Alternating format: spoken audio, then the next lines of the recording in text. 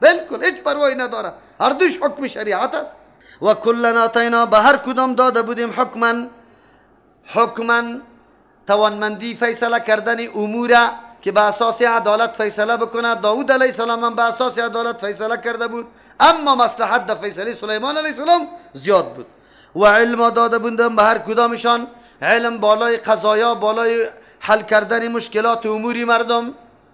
انبیاء علیهم السلام یکی از جمله خوبی هایشان همیسته که کل مشکلات مردم حل کرده میتونه. پیغمبر علیه السلام چطور حل میکرد؟ دو نفر آمد، یکی بالای دیگه دعوا داشت. پیغمبر علیه السلام چی رقم قاضی نبود که الا چی است؟ یالداره برام بیار، اینی قدر یالداره، اینی قدر قرقلی داره. یکیش دالر طلب داره، دیگهش کل داره. اینطوری طلب نمیکنه. پیغمبر علیه السلام بردو میگه یکی از شما خامخواد زبان شاید تیز باشه، لهجه خیلی فصیح داشته باشه، قوت استدلالش قوی باشه و او برای ما بیان کنه، ما مطابق بیان از این فیصله برش بکنم. یادتان باشه فیصله ما او مال برای شما حلال نمیکنه. اگر این مال از او نباشه برش فیصله شوه. اگر یک بلس زمین براتان فیصله کردیم در روز قیامت، اما یک بلس زمین تا هفتم طبقه را در گردن پیشی الله متعال میه. باز دوباره گپ نشد. نفر خود به خود خیز گفت یا رسول الله حق عزیز ما در باطل بودم، منصرف شدم از فیصله خود. مردم ما خود در جنجال میپرته با جز از زد و لجاجت و نعوذ بالله تعصب. خب میفهمه که دمی حق ماست یا نه. سرگردان دو رشوت بده، دو آزار اذیت، آخرشان مال حرام تو کمایی کو.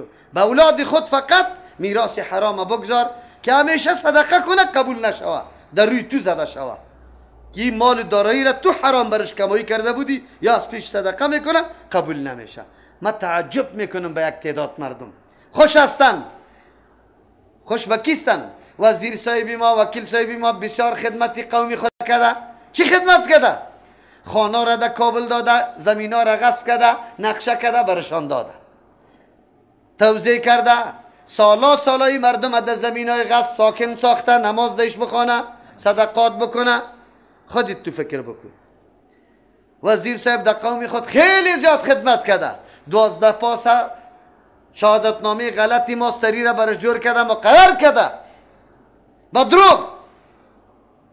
سالا اول خوب بود میرفتی سبزی را میفروختی، رزق حلال کمایی میکردی، آلی دزد دستی در حکومت، با دروغ رسیدی در وظیفه، آمدنیت مکمل حرام است. وکیل صاحب، وزیر صاحب تو را در جهنم کشانده، خبرداری یا نه؟ حالی میفهمی یا نمیفهمی؟ این دنیا تیر میشه. اگر بلدینگ داشته باشی، اگر نه که خانه گلیگک داشته باشی، اگر قرمه پلو میخوری، اگر بگاه فقط گندنه را جوش دادی، پیرکی به خود جور کرده، تیر میشه. اردو سری اردو تیر میشه. شب صبح شده، صبح این پس بیگاه میشه، روز مرا تیر میشه. اما اونجا چی جواب میدی؟ خوش بایسته فلانی وزیر صاحب، وکیل صاحب خوب خدمت کرده به قومی خود، خوب خدمت ها کرده به قومی خود. رسول الله به قوم خدمت نکرده، به اسلام خدمت کرده، به قوم خدمت نکرده. اولین سودی که در زیر پای پیغمبر اسلام اعلان میکنه که پایمال باشه و دیگر لایش بالا کرده نمیتونه، سودی کیست؟ عباس کاکای پیغمبر صلی الله علیه و سلم. کارای حرام پیغمبر اینطور از بین میبره.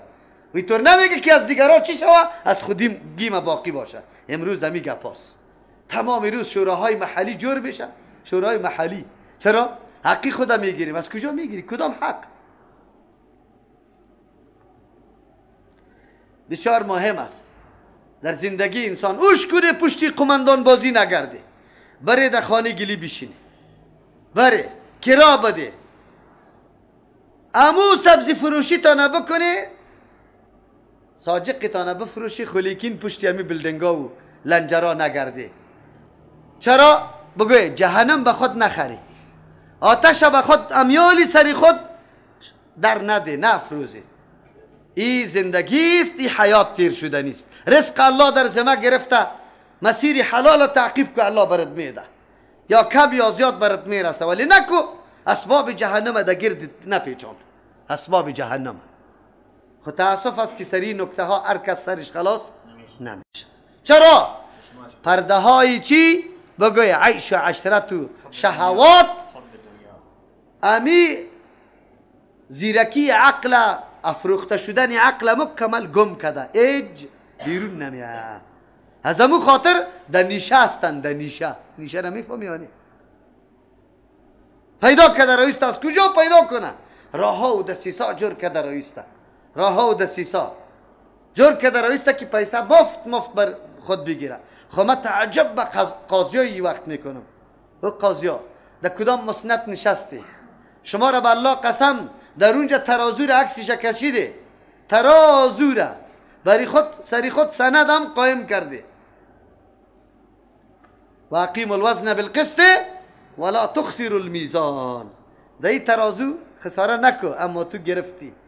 خب است حالی خو گردنت لک شده، ریشیتام کورپه کردی، حالی قاضی صاحب شدی و ریشا از بین رفت، تهجد از بین رفت، جماعت ها از بین رفت، نمازی تام از بین میره.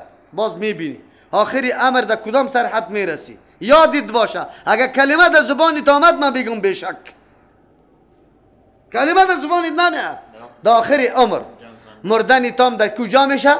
در جرمنی به خاطر تداوی و جمیری امون جمعی موری. ایره یاد داشته باشه. دین ایره نمیگه که تنها کلمه را آدم بخوانه، فیصله ها میشه. و سخرنا مع داود الجبال، ما رام ساخته بودیم، مسخر کرده بودیم، تابع کرده بودیم امرای داود علیه السلام الجبال کوها را.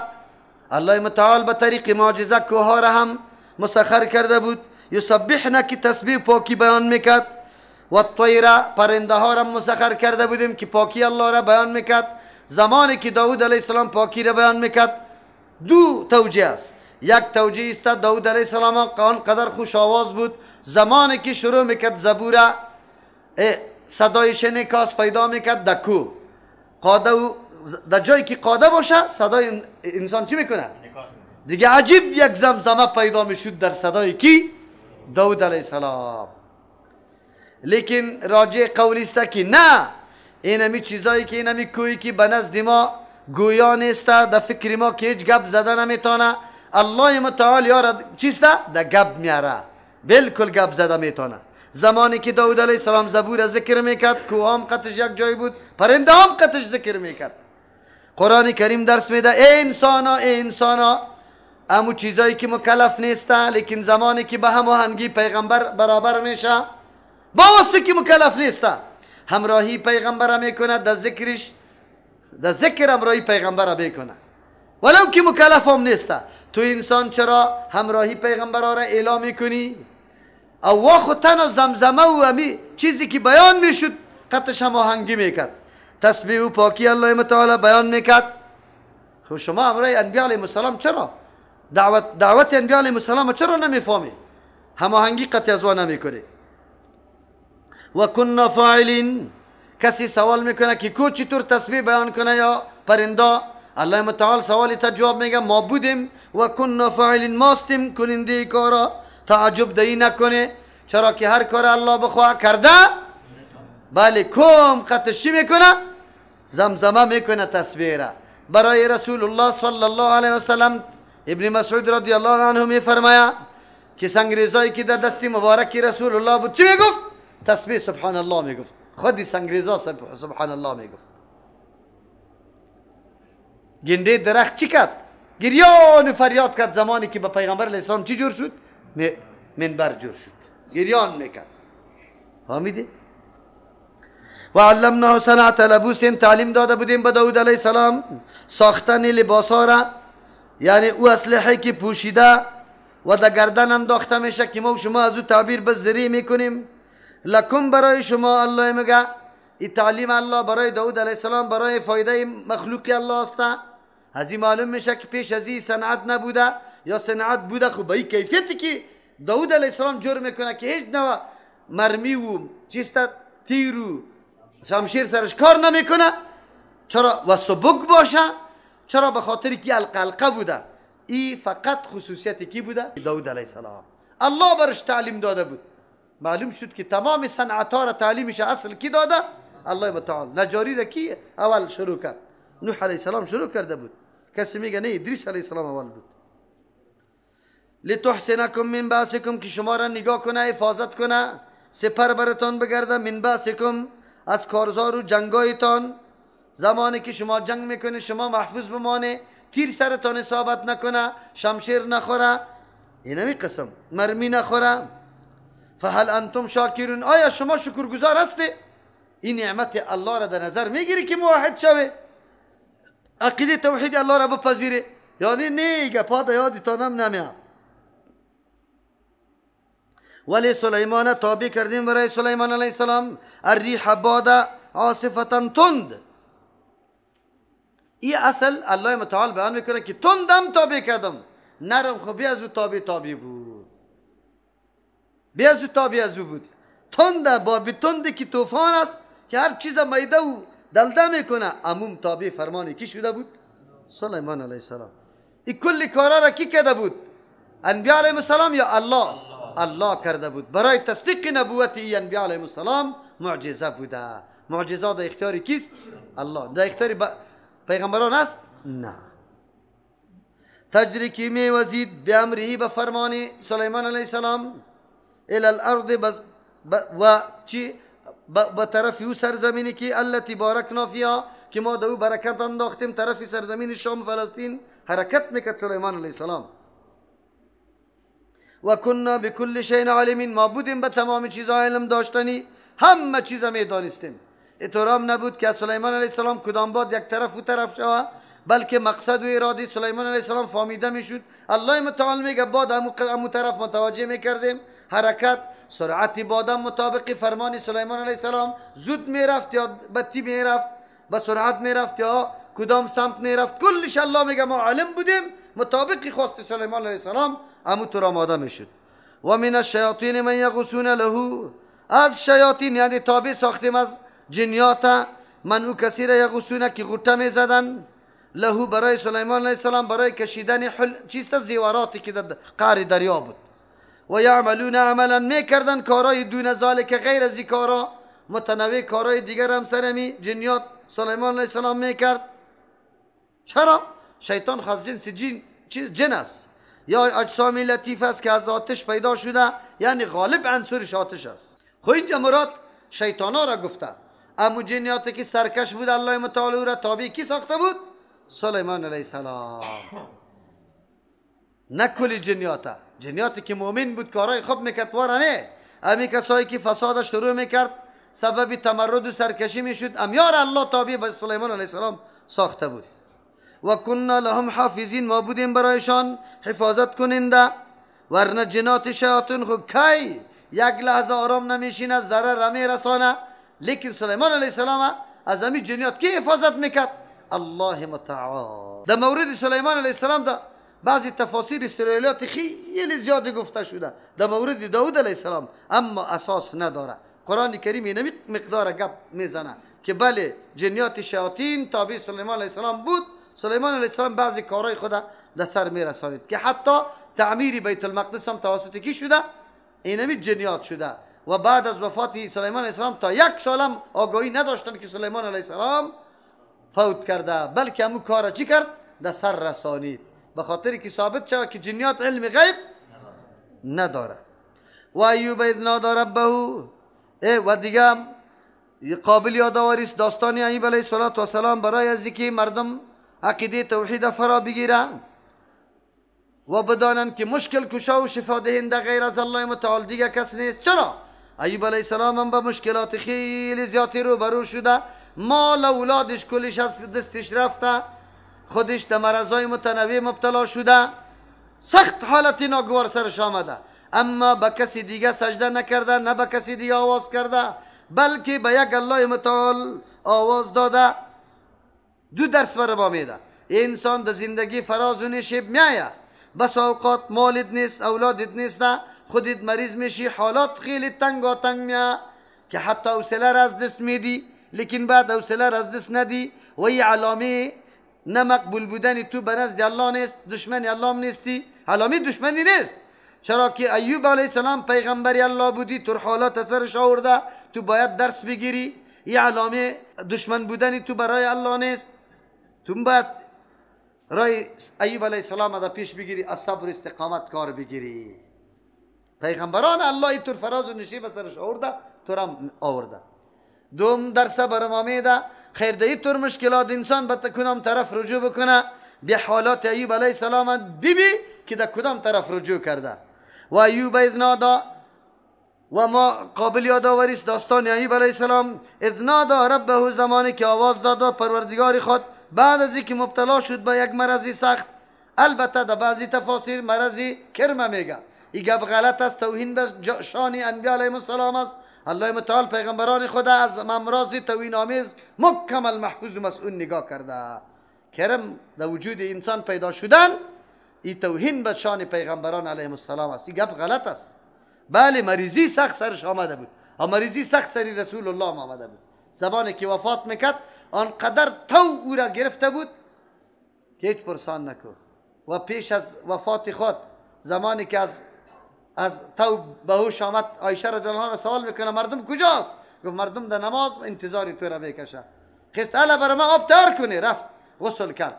زمانی که چی کرد بگوی غسل خلاص کرد که آمد پس افتاد ذوف کرد. باز 3 مرتبه رسول الله حالت سرش آمده، حالت ذوفی سختی سری انبیا علیهم السلام میاد، سری موت هم میاد.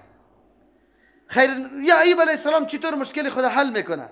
اذ نادا ربه، که آواز میده به پروردگار خود، به مو ذات که ایره پیدا کرده، به مو ذات که ایره تربیه کرده، به مو ذات که ملکتش قرار داره، به مو ذات که اصلاح کنندش است، به مو ذات که سید و حاکمش است، مدبرش است، متصرفش است، به مو ذات آواز میده. ما را الله پیدا میکنه، باز بعد از او چی میکنیم؟ یا پیرانی پیر صاحب چلگزی بابا راسه آواز میدیم در مشکلات خود. یاد نداری؟ سختی توسط کی از بین میره؟ ذاتی که آورده سختی را، ذاتی که تو را پیدا کرده، تو در ملکتش هستی. انی مسنی الضر، یقینا بر ما رسیده تکلیف، و انت ارحم الراحمین، تو خو خیلی رحم کننده رحم کننده هستی. صفت تو در رحم، هیچ رحم کسی به رحم الله رسیده میتونه. الله از 100 جز رحمت یک جزی شده کل عالم چی کرده؟ تقسیم کرده. از او خاطر چطور شده میتونه؟ درس است برای ما. بله انسان عاجزی خدا برای الله متعال پیش میکنه. اول عاجزی در پیش کسی که میری یک چیز طلب میکنی، اول امو خیلی بیوسی و بیکسی تا اعلان میکنی که دلش درد کنه، شفقتش پیدا شود.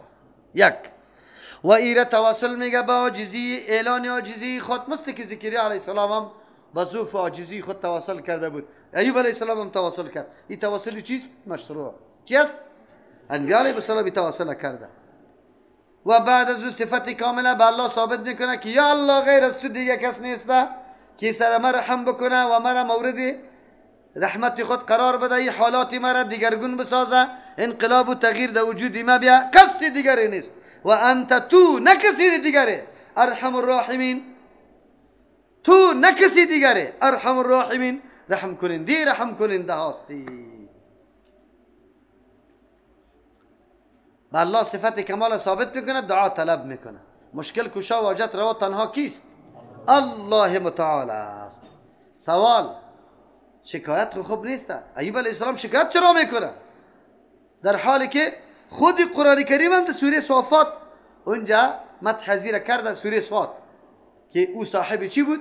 صبر بود. او اینجا میگه اینه جواب است. یکی شکایت است، یکی طلب دعاست. شکایت در پیش مخلوق میشه، در پیش کسی که دردی تو را دوا کرده نمیتونه، مشکلی تا حل کرده نمیتونی، چیست؟ این شکایت است. و اینجا که از دعاست، از الله طلب کرده، اللهی که بتونه دردش دوا بکنه. یک شکایت او را میگه که دو جزا و فزع باشه. جزا و فزع ای را میگه که نعوذ بالله گله بکنی از الله متعال که الله سر ما چی؟ زیاد ظلم کرده. ای را شکایت میگه. او ای خو میگه الله غیر از تو دیگر رای خلاصی ندارم، نجات ندارم. فاستجبنا له، ما قبول کردیم برای ایوب علیه السلام. فکشفنا ما به من ضر، ما دور کردیم آن چیزی که بالای ایوب علیه السلام بود. من ضر از تکلیف، قرآن کریم مشخص نکرده. از او خاطر ابن کثیر رحمه الله میگه چیزی را که قرآن مبهم گذاشتم و طور مبهم میگذاریم، او ضرورت هم نداریم که تشخیص مرضش بکنیم که کدام مرض. بس تکلیف آمده بود، مرض بود. و آتیناه اهله، ما دادیم برش اهلش و مثلهم معهم، و بمثلی از او یعنی برابری از او معهم دیگر هم دادیم. اگر سابق 3 بچه داشت حالی 6 بچه داره. سابق یک لگ افغانی داشت حالی 2 لگ افغانی شده. و مثلهم دادم برش اهلش و برابرشان معهم امرایشان. رحمتا من عندنا، ای به طریق احسان بود، نه مجبوریت که ما مجبور شده بودیم برش میدادیم، به طریق احسان دادیم. رحمت بود، شفقت بود، من عندنا از طرفی ما، چرا که در امتحان کامیاب شده، صبر و حوصله‌مندی را بالکل رعایت کرده.